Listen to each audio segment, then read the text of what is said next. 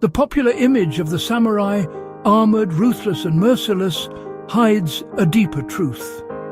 They were bound by Bushido, the way of the warrior, a moral and spiritual system built on loyalty, honor, and inner peace.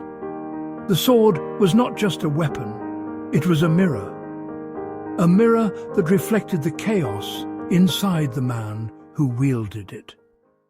Loyalty, honor, death before shame.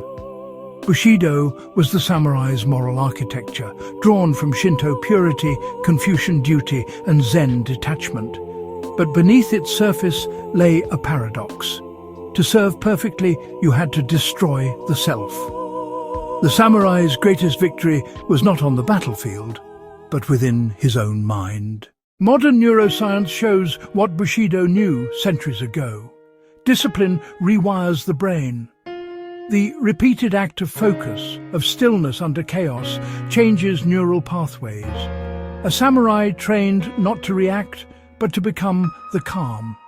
Where others froze, he flowed. This wasn't mysticism. It was neuroplasticity, long before the word existed. Musashi, the undefeated duelist. In his final battle, he arrived late, unarmed, with only a wooden oar he had carved himself. His opponent, Kojiro, waited in fury. Musashi waited in silence.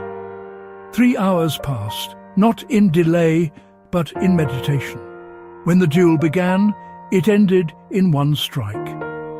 Musashi had already fought it 1,000 times in his mind. He later wrote, "The true path of strategy is not in the sword, but in the void." The void, the moment where the self disappears and only awareness remains. The samurai meditated on death daily, not to glorify it, but to disarm it. Zen monks taught, when you accept death, you begin to live freely.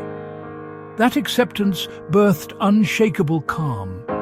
To die without fear is to act without hesitation. And that, the samurai knew, was true freedom. We may not carry swords today, but our battles are the same.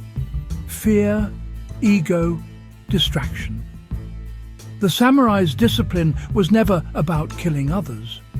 It was about killing illusion. In an age drowning in noise, perhaps it's time we learn again how to fight in silence.